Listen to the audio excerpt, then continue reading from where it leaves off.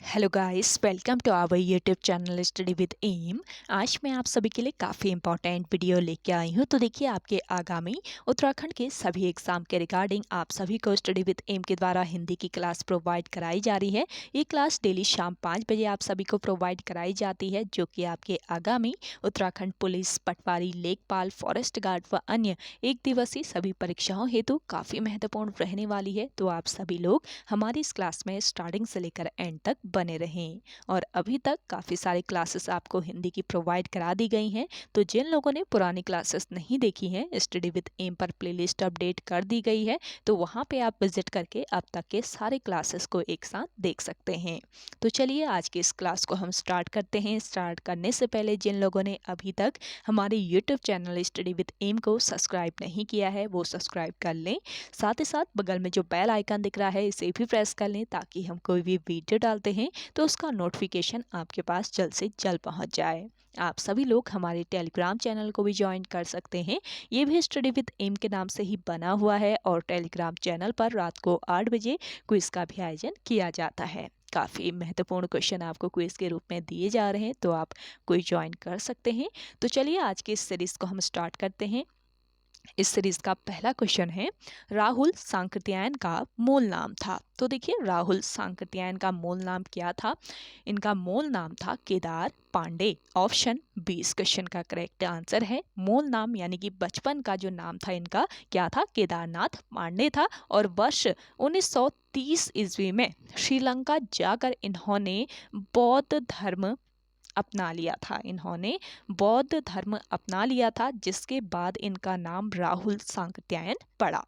और राहुल सांकृत्यायन जो है, इन्हें महापंडित की उपाधि भी दी गई थी। ये ध्यान रखेंगे, आपसे पूछा जा सकता है कि किस कवि को महापंडित की उपाधि दी गई थी। आपके ऑप्शन में दे दिए जाएंगे 2-3 कवियों के नाम, तो आपको पता रहना चाहिए महापंडित की उपाधि दी गई थी राहुल सांकृत्यायन को। और वर्ष 1958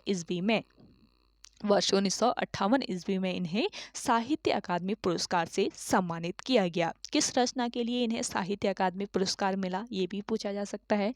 तो इनकी एक रचना है जिसका नाम है मध्य एशिया का इतिहास, और इस रचना के लिए इनको वर्ष 1958 में साहित्य अकादमी पुरस्कार से सम्मानित किया गया।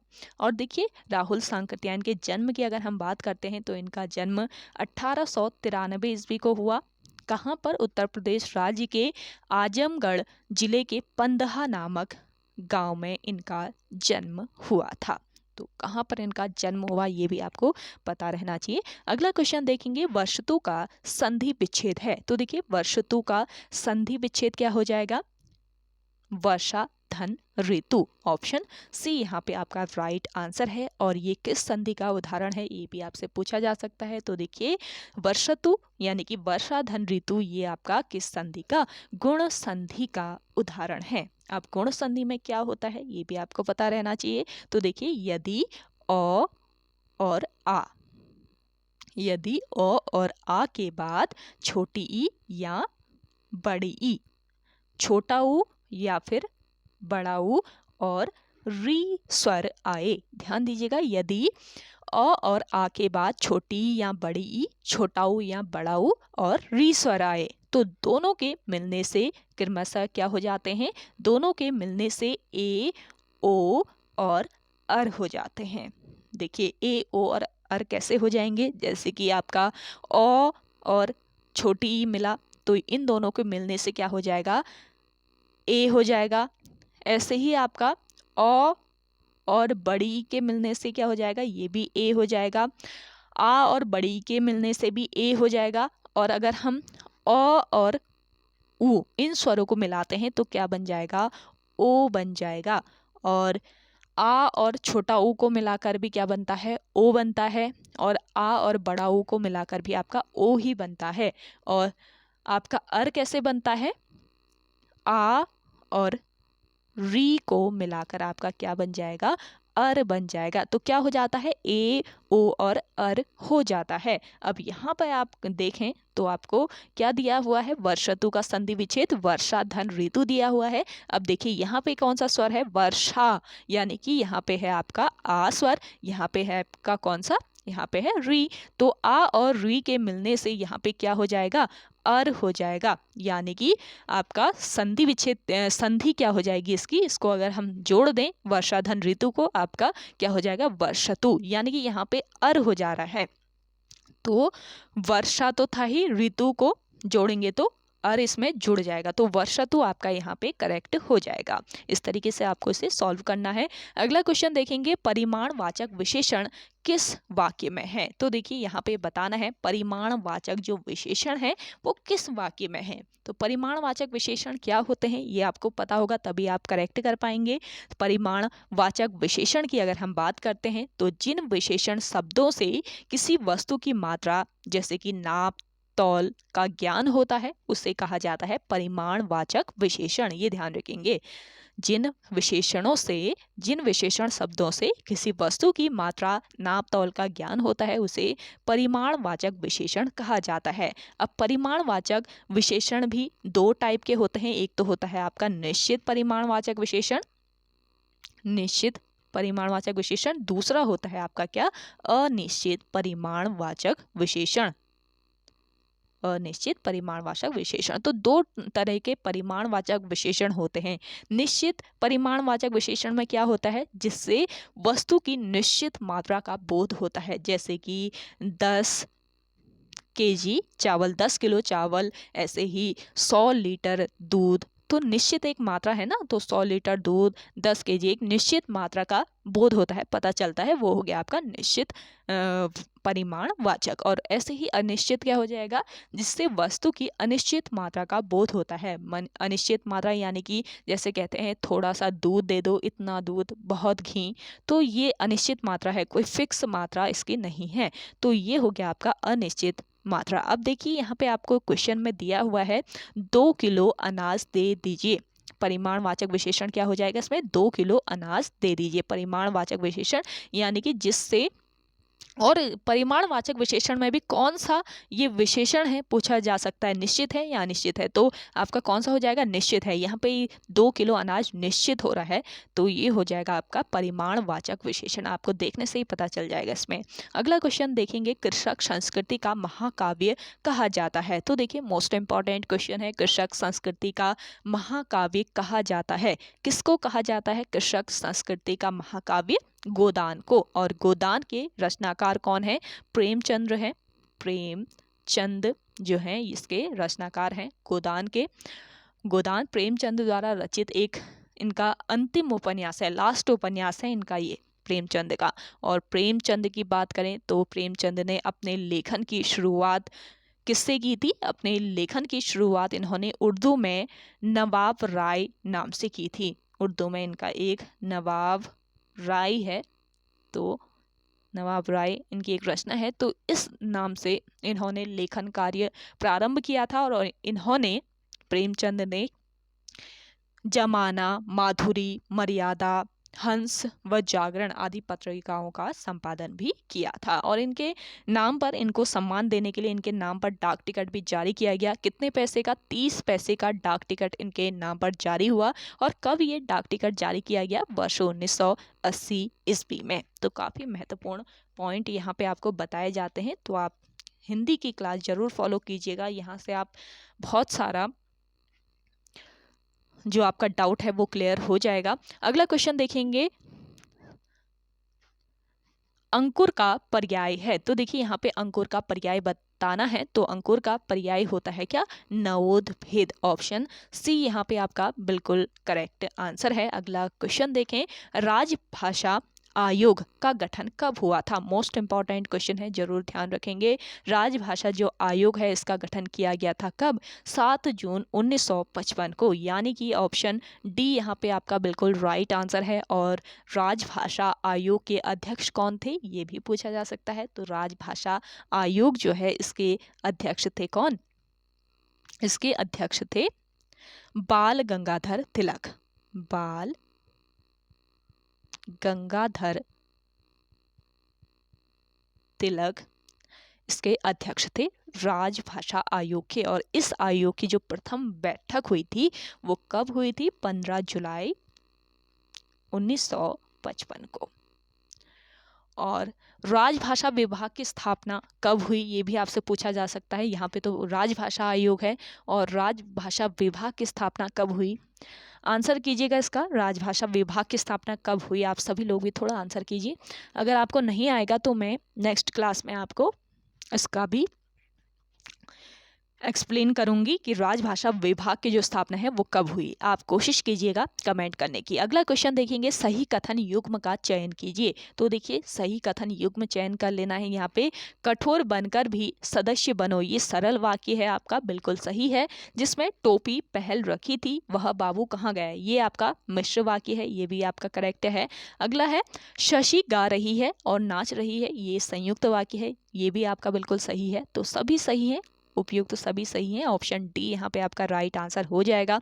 अगला क्वेश्चन देखेंगे, अनुपस्थित में उपसर्ग है। तो देखिए उपसर्ग क्या होते हैं, उपसर्ग वे शब्दांश होते हैं जो शब्दों के आरंभ में जोड़कर उनके अर्थ में क्या लाते हैं, विशेषता लाते हैं, यानी कि शब्दों के ये पहले जुड़े आते हैं उपसर्ग। तो यहाँ पे अनुपस्थित में कौन सा उपसर्ग हो जाएगा, अनु उपसर्ग। ऑप्शन बी यहाँ पे आपका राइट आंसर है। अगला क्वेश्चन देखेंगे, निम्नलिखित में पुल्लिंग शब्द है। तो देखिए इनमें से पुल्लिंग शब्द कौन सा है, पुल्लिंग शब्द है सभा आयोजित की गई थी, ये स्त्रीलिंग है।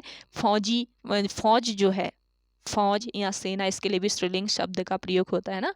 तो सरकार थी कहते हैं, तो ये भी आपका स्त्रीलिंग हो गया। तो पुल्लिंग क्या हो गया आपका यहाँ पे, कुटुंब। ऑप्शन डी यहाँ पे आपका राइट आंसर है। अगला क्वेश्चन देखेंगे, मैं पर किस कारक के चिन्ह है, जल्दी से बताएं। डेली आपको कारक चिन्हों से एक क्वेश्चन बन रहा है और डिटेल बताती हूँ मैं कैसे कारक चिन्ह आपको सॉल्व करना है। तो मैं पर किस कारक चिन्ह, किस कारक के चिन्ह हैं, संप्रदान कारक, अपादान कारक, अधिकरण कारक या फिर कर्ता कारक। तो देखिए यहाँ पे आपका राइट आंसर हो जाएगा अधिकरण कारक। मैं पर कारक चिन्ह किसके हैं, अधिकरण कारक के हैं। संप्रदान कारक की बात करें तो उसके कारक चिन्ह कौन कौन से होते हैं, को होता है और क्या होता है, के लिए, को और के लिए। अपादान की बात करें तो अपादान में जो कारक चिन्ह होता है वो क्या होता है, से अलग, से अलग इसमें कारक चिन्ह होता है, कर्ता में होता है ने। तो यहाँ पे आपका राइट आंसर हो जाएगा मैं पर किसमें, अधिकरण कारक में। तो ऑप्शन सी बिल्कुल राइट आंसर है आपका। अगला क्वेश्चन देखेंगे, लघु उत्तरीय शब्द में कौन सी संधि है। तो देखिए लघु उत्तरीय जो आपका शब्द है इसमें बतानी है कौन सी संधि है। तो यहाँ पे आपकी हो जाएगी दीर्घ संधि। अब दीर्घ संधि में क्या होता है ये भी आपको पता रहना चाहिए। और देखिए दीर्घ संधि में क्या होता है, जब ह्रस्व या दीर्घ औ, छोटी ई और बड़ा ऊ के, सॉरी छोटा ऊ के बाद, औ छोटी और छोटा ऊ के बाद क्रमशः ह्रस्व या दीर्घ औ, छोटी और ऊ स्वर आए, इनके बाद यही स्वर आए तो इन दोनों को जो मिलाकर क्या बनता है, दीर्घ बन जाता है। क्या, आ, औ का क्या बन जाता है, औ में कोई स्वर, ये स्वर अगर दोबारा आते हैं तो आ बन जाता है और बड़ी बड़ी बन जाता है और बड़ा ऊ बन जाता है। तो ये ध्यान रखना है आपको, दीर्घ संधि में क्या बनता है, जब ह्रस्व या दीर्घ औ, छोटी और छोटा ऊ, अ छोटी और छोटा ऊ के बाद क्रमशः ह्रस्व या दीर्घ और छोटी और ऊ स्वर आए तो दोनों को मिलाकर दीर्घ आ, बड़ी ई और बड़ा ऊ हो जाते हैं। जैसे कि देखिए यहाँ पे अगर हम अ और इसके बाद यही स्वर आए इन तीनों में से, तो अ और अ आए तो क्या बन जाएगा, आ बन जाएगा। आ और आ आता है तो क्या बन जाएगा, तब भी आ बनेगा। ऐसे ही आपका बड़ी ई और बड़ी ई मिल जाते हैं तो क्या बन जाएगा, आपका बड़ी ई ही बनेगा। और आपका छोटा बड़ा ऊ और छोटा ऊ मिलता है तो ये आपका बड़ा ऊ बनाता है, और छोटा ऊ धन छोटा ऊ क्या बन जाएगा, छोटा ऊ और छोटा ऊ के मिलने से भी आपका बड़ा ऊ ही बनता है। तो ये नियम आपको याद रखना है, जब ह्रस्व या दीर्घ औ छोटी छोटा ऊ के बाद क्रमशः ह्रस्व या दीर्घ औ छोटी और छोटी ऊ आए, छोटा ऊ स्वर आए तो दोनों को मिलाकर ह्रस्व दीर्घ आ, ई और ऊ हो जाता है। इसमें आ, ई और ऊ बनेंगे। जैसे कि आपका लघु उत्तरी में दिया है, इसमें देखिए लघु, यहाँ पे आपका इसका संधि विच्छेद करें तो क्या हो जाएगा, लघु, लघु धन उत्तरीय हो जाएगा ना। तो लघु धन्वंतरी इसका संधि विच्छेद हो गया। तो लघु में देखें तो यहाँ पे क्या है, छोटा ऊ है, और यहाँ पे भी आपका क्या आ रहा है, छोटा ऊ आ रहा है। तो यहाँ पे आपका छोटा ऊ और छोटा ऊ के मिलने से क्या हो जाएगा, बड़ा ऊ बन जाएगा। तो यहाँ पे आपका लघुत्तरीय हो जाएगा। अगला क्वेश्चन है आपका, जौनसारी बोली निम्नलिखित में से किस वर्ग के अंतर्गत आती है। तो देखिए जौनसारी बोली की बात करें तो ये किसके अंतर्गत आती है, ये आती है आपकी पश्चिमी पहाड़ी के अंतर्गत। मोस्ट इंपॉर्टेंट क्वेश्चन है और इस तरीके के क्वेश्चन अक्सर पूछे जा रहे हैं, तो इसको ध्यान रखेंगे। पहाड़ी हिंदी की अगर हम बात करते हैं, ध्यान से सुनिएगा, किसकी बात कर रहे हैं, पहाड़ी हिंदी की बात कर रहे हैं यहाँ पे हम। तो पहाड़ी हिंदी जो है इसके दो भाग होते हैं। पहाड़ी हिंदी के कितने भाग होते हैं, दो भाग होते हैं। एक तो होती है आपकी पश्चिमी पहाड़ी, पश्चिमी पहाड़ी, और दूसरी होती है आपकी कौन सी, मध्यवर्ती पहाड़ी। पश्चिमी पहाड़ी और मध्यवर्ती पहाड़ी, हिंदी पहाड़ी के दो भाग होते हैं। अब यहाँ पे पश्चिमी पहाड़ी की बात हो रही है, तो पश्चिमी पहाड़ी की सबसे पहले बात कर लेते हैं। देखिए पश्चिमी पहाड़ी हिंदी हिंदी जौनसार, सिरमौर, शिमला, मंडी व चंबा के आसपास के क्षेत्रों में बोली जाती है। जो पश्चिमी पहाड़ी हिंदी है आपकी, ये कहाँ बोली जाती है, जौनसार में, सिरमौर में, शिमला में, मंडी में व चंबा के आसपास के क्षेत्रों में बोली जाती है। और इस हिंदी, यह जो हिंदी है पश्चिमी हिंदी, ये कहाँ से विकसित हुई है, ये हुई है किस अपभ्रंश से, सोर सैनी अपभ्रंश से। सोर सैनी अपभ्रंश से यह हिंदी, पश्चिमी पहाड़ी हिंदी विकसित हुई है। और बात करें मध्यवर्ती पहाड़ी की, तो मध्यवर्ती पहाड़ी गढ़वाली व कुमाऊनी बोलियों का मिक्सअप है। यानी कि इसके अंतर्गत कौन कौन सी, एक तो आती है आपकी गढ़वाली, दूसरी आती है कुमाऊनी। तो गढ़वाली और कुमाऊनी बोली आते हैं मध्यवर्ती के अंतर्गत, जबकि पश्चिमी के अंतर्गत कौन कौन सी, जौनसार, सिरमौर, शिमला, इन क्षेत्रों में ये बोली जाती है। तो आपकी जौनसारी जो बोली आएगी वो किस में आएगी, पश्चिमी पहाड़ी में आएगी। अगला क्वेश्चन देखेंगे, परिश्रम करने वाला छात्र पास हो गया, रेखांकित अंश में कौन सा पदबंध है। तो देखिए परिश्रम करने वाला छात्र पास हो गया, रेखांकित अंश में कौन सा पदबंध है, तो यहाँ पे हो जाएगा संज्ञा पदबंध। ऑप्शन ए इस क्वेश्चन का राइट आंसर है। अगला क्वेश्चन देखेंगे, वह सर्वनाम के किस भेद के अंतर्गत आता है। तो देखिए वह जो है ये सर्वनाम के किस भेद के अंतर्गत आता है, ये बताना है आपको। आप सभी लोगों को आंसर आ रहा है, आप कमेंट करके बताइए कमेंट सेक्शन में। तो देखिए वह सर्वनाम किस भेद के अंतर्गत आ रहा है, तो ये आ रहा है अन्य पुरुष के अंतर्गत। कैसे आ रहा है ये भी आपको पता रहना चाहिए। देखिए सर्वनाम क्या होते हैं ये पता रहेगा तो सब आपको आ जाएगा। सर्वनाम जिन शब्दों का प्रयोग हम संज्ञा के स्थान पर करते हैं, यानी कि जिन शब्दों का प्रयोग संज्ञा के स्थान पर किया जाता है वह सर्वनाम कहलाते हैं। और सर्वनाम के कितने भेद होते हैं, सर्वनाम के 6 भेद होते हैं। एक तो होता है आपका पुरुषवाचक, पुरुषवाचक सर्वनाम, दूसरा होता है आपका निश्चयवाचक, निश्चयवाचक सर्वनाम, तीसरा होता है अनिश्चयवाचक, चौथा होता है संबंधवाचक, पांचवा होता है प्रश्नवाचक, और छठा होता है आपका निजवाचक। तो आपके जो सर्वनाम होते हैं वो 6 प्रकार के होते हैं, पुरुषवाचक, निश्चयवाचक, अनिश्चयवाचक, संबंधवाचक, प्रश्नवाचक और निजवाचक। अब देखिए यहाँ पे अन्य पुरुष दिया हुआ है, तो अन्य पुरुष की भी हम बात करते हैं। तो देखिए जो आपका पुरुषवाचक सर्वनाम है, पुरुषवाचक जो सर्वनाम है इसके 3 उपभेद होते हैं। किसके, पुरुष वाचक जो आपका सर्वनाम है इसके कितने उपभेद होते हैं, 3 उपभेद होते हैं। कौन कौन से इसके उपभेद है, एक तो है आपका उत्तम पुरुष, दूसरा है मध्यम पुरुष, मध्यम पुरुष है, तीसरा है अन्य पुरुष, अन्य पुरुष।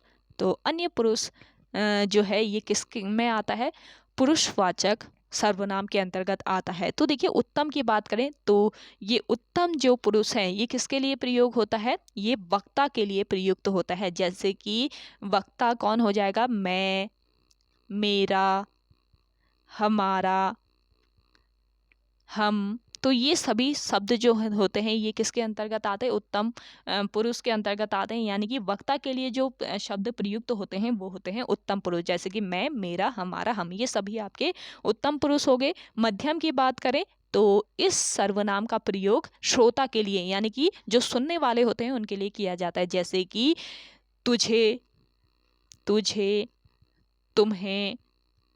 तो ये सभी आपके आते हैं मध्यम पुरुष में। और अन्य पुरुष की बात करते हैं तो अन्य पुरुष का प्रयोग अन्य के लिए होता है, जैसे कि अन्य यानी कि यह, वह, इन्हें, उन्हें। तो यहाँ पे अगर आप सेंटेंस में देखते हैं तो वह का प्रयोग बताना है, क्वेश्चन में देखते हैं तो वह का प्रयोग बताना है, तो वह किसके अंतर्गत आता है, अन्य पुरुष के अंतर्गत आता है। तो इस तरीके से आपको ये क्वेश्चन ध्यान में रखना है। अगला क्वेश्चन देखेंगे, निम्न में से कौन सा तुर्की भाषा का शब्द है। तो देखिए तुर्की भाषा का जो शब्द है ये है आपका क्या, कैंची। ऑप्शन ए बिल्कुल राइट आंसर हो जाएगा। आप सभी को ये सेशन पसंद आ रहा है तो जल्दी से लाइक कर लीजिए। जिन लोगों ने अभी भी हमारे YouTube channel study with M को सब्सक्राइब नहीं किया है वो सब्सक्राइब कर लीजिएगा, और शेयर करना है आपको इस सेशन को ज़्यादा से ज़्यादा अपने दोस्तों के साथ, अपने व्हाट्सएप ग्रुप्स में। देखिए काफ़ी महत्वपूर्ण ये सेशन रहता है आपके आगामी सभी एग्जाम्स के लिए, और डेली शाम 5 बजे आप इस क्लास को फॉलो कर सकते हैं। चलिए अगला क्वेश्चन देखते हैं। अगला क्वेश्चन है आपका,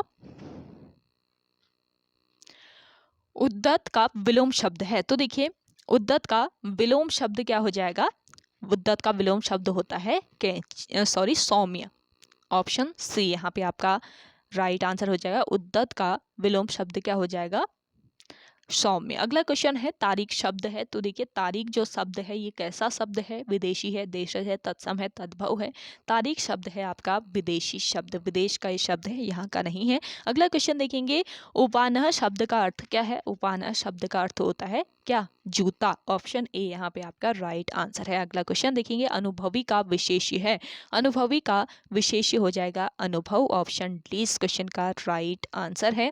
और अगला क्वेश्चन देखेंगे, अगला क्वेश्चन है आपका, निम्न में से डॉक्टर पीताम्बर दत्त बड़थवाल की रचना है। तो देखिए डॉक्टर पीताम्बर दत्त बड़थवाल की रचना इनमें कौन सी है बतानी है। तो इसका राइट आंसर हो जाएगा हिंदी काव्य में निर्गुण संप्रदाय, यानी कि ऑप्शन डी यहाँ पे आपका बिल्कुल राइट आंसर है। देखिए पीताम्बर दत्त बड़थवाल इनके जन्म की अगर हम बात करते हैं तो वर्ष 1901 ईस्वी में पौड़ी गढ़वाल के पाली गांव में इनका जन्म हुआ था। तो ये ध्यान रखेंगे कौन से लेखक उत्तराखंड से संबंधित नहीं है पूछा जाता है, और ऑप्शन दे दिए जाते हैं 2-4, आपको किसका जन्म कहाँ हुआ पता रहेगा तभी आप करेक्ट कर पाएंगे।